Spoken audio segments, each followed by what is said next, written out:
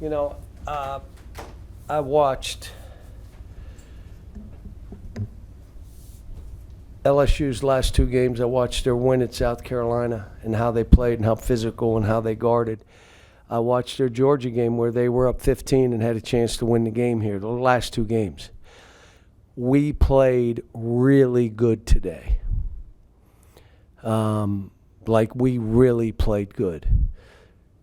We've had other games where we've really played bad. It just wasn't this game. So this is more about us than it was about LSU. Yes.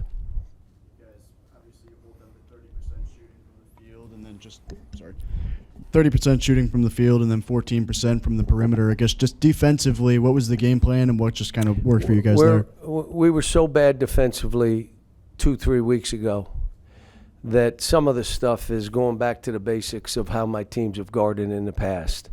And so we had to do some different things in pick and roll. We had to do some different things on the pickup point. We had to do some different things on how we presented ourselves defensively.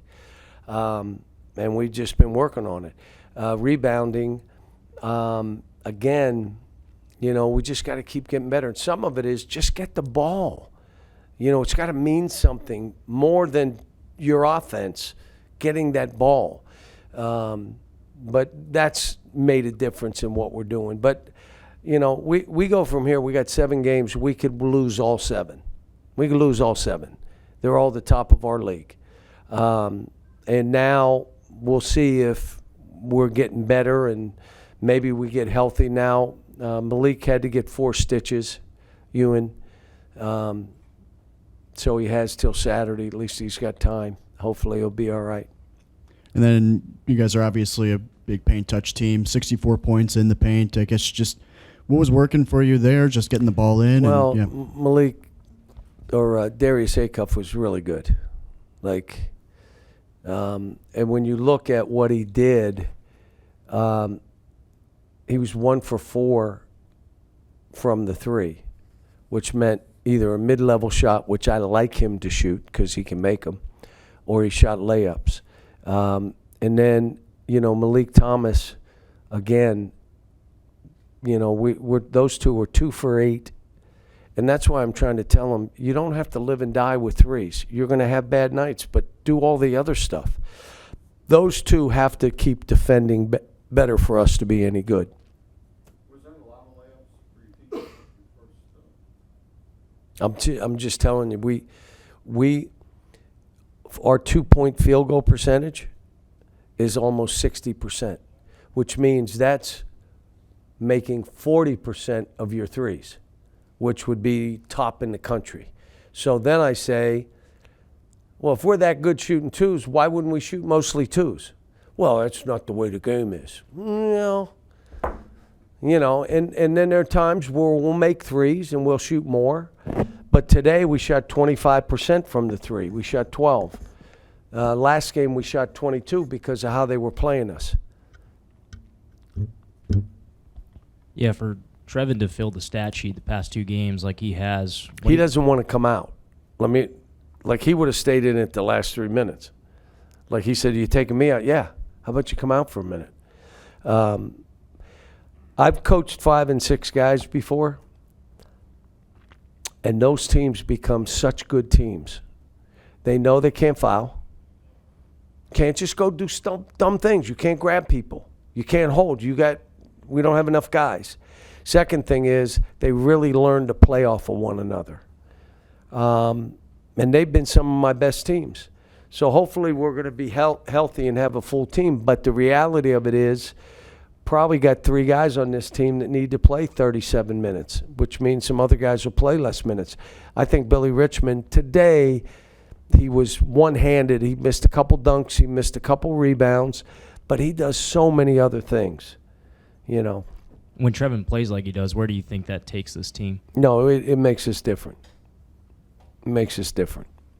And for him, it's a mindset. You walk into the game knowing how you're going to play. Doesn't mean you make every shot, but I'm going to play so hard and I'm going to play rough and I'm going to go get rebounds. You don't have to be skilled to go get rebounds.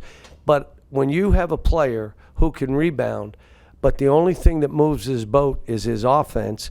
He's not going to rebound the way he should. We have a couple of those. The only thing that moves them is making a basket.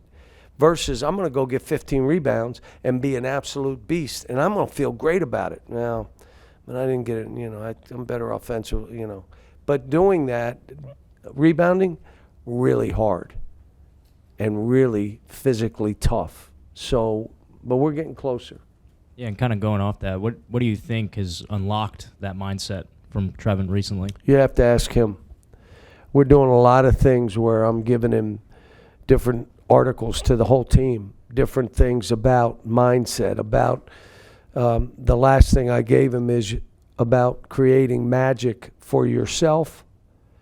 And part of it was, you are the magic. Do you choose to be the magic? And taking care of yourself, and the whole game, the whole day is about getting ready to play a basketball game. It's not how I sleep or playing video games. When it's a game day, it's all based on, if I need to get an hour rest, I will. But I'm not sleeping 3 hours so I'm sluggish in the game, because the whole point of the day is to get ready to play. They're getting better. Coach, just some of those moments in the first half where it seemed like LSU made a basket to get some momentum back and you all shut it down within about 10 seconds. How did that speak to your team's performance tonight? We have been, the issue we've had this year at times, we exchange baskets. We had that lead. You guys got it to 11, and all of a sudden we make a three, make a thing, and all of a sudden I look up at 17. But they're probably better offensive teams than us. But our offense, we're probably top 10. I'm more concerned, how do I get us that we take unbelievable pride defensively, every guy, that I'm not going to stop. If I think I'm stopping, I'm going to sub myself. I'm going to get myself out of the game, because I'm not going to do it to my team. We just got to get there. I've had some of the best defensive teams in the country. This team, because they block shots, if we'll not take crazy chances, don't gamble. You don't need to gamble. The only gamble is on cross-court passes. That means you're in, steal it, go dunk it. But short of that, you're not reaching in, you're not grabbing. We don't need to play that way. With Darius, I think he's at 9 SEC games now where he scored 20 or more. How is his production matching kind of what you envisioned for him at this point? Well, the biggest thing that I've had to have him and Malik do is, you're not bouncing it 15 times and shooting it. Why? Because it's not how you play. If you don't have a play to make, pass it. If you're out there, you're not going to dance, take 7 bounces, and shoot. And the reason is, take the most shots. So respect your teammates. If you don't have something, give it up. And they're great kids. I called Darius in my office the other day, and I go, I'm on you pretty hard. Like, I'm not settling, and I'm holding you to a high standard. How you with that? He said, I'm good with it. Good, because that means I care about you. But I'm not changing. You can even be better than you are. You all look at him offensively. What do you think I'm looking at? Defensively. The other one, rebound the ball. Like, if you can run and dunk the ball, that means you can jump rim high. Well, go rebound. And so, holding he and Malik Thomas to high standards, it's what I've done with my players in the past, especially the most talented. And I'm always hardest on my best players, because then it's easy to coach everybody else. Thanks.